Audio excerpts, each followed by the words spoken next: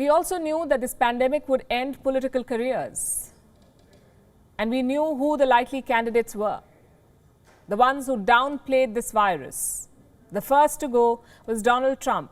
Next on the list could be his friend across the pond, British Prime Minister Boris Johnson. He is in deep trouble for partying. They say you should never miss a good party, but here's one that should have been missed, the lockdown party. While millions of British citizens were stuck at home, Boris and company were partying in Downing Street. And what's worse, he lied about it to his country, to his parliament and to his party men. Let me introduce two Boris Johnsons to you. The first one is from December 2021. This Boris Johnson says there was no party at Downing Street. The second one is from Wednesday. This Boris Johnson not only accepts that there was a party, he says he even joined in. Listen to this. I have been repeatedly assured since these allegations emerged that there was no party and that no COVID rules were broken, and that is what I have been repeatedly assured.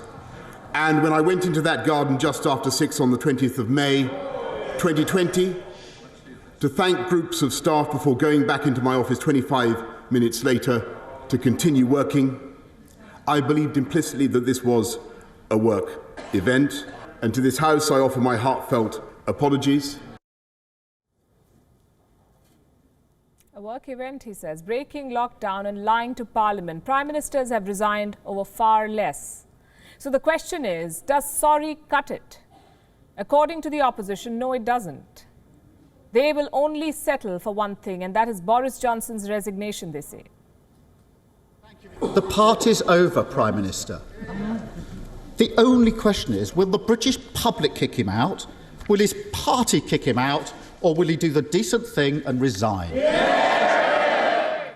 Will the Prime Minister finally do the decent thing and resign, or will his Tory MPs be forced to show him the door? So will the Prime Minister, for the good of the country, accept that the party is over and decide to resign?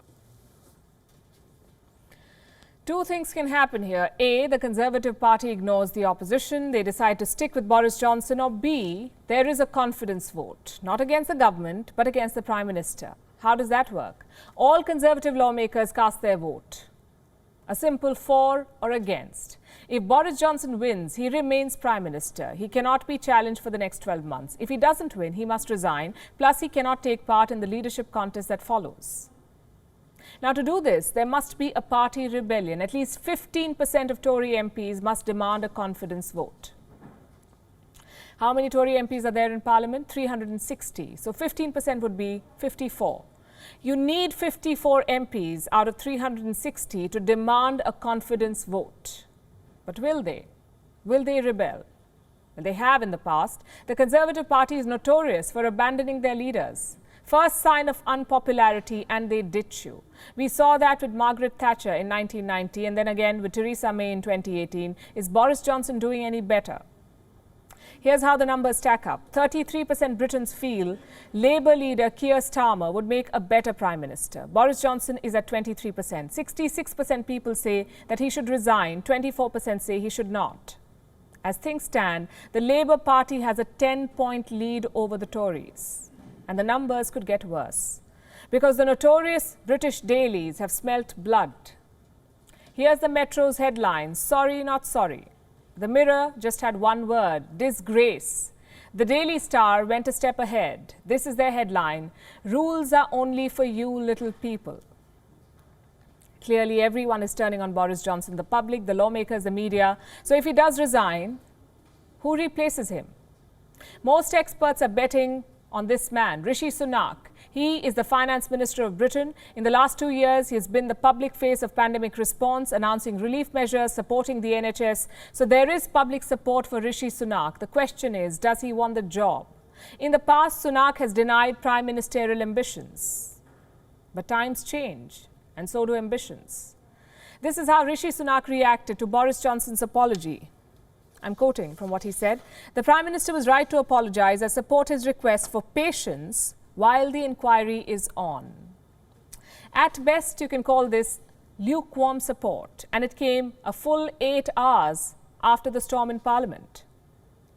As for the inquiry he's talking about, everyone knows what it will find. Boris Johnson has himself admitted that there was a party and he's also accepted attending it. So what's left to investigate?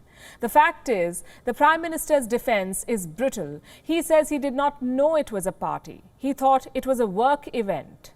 I wonder what gave him the impression. Was it the wine and food? Or perhaps the perfectly set tables? During such tough times, we expect our leaders to lead by example. Why do you think politicians wear masks on television?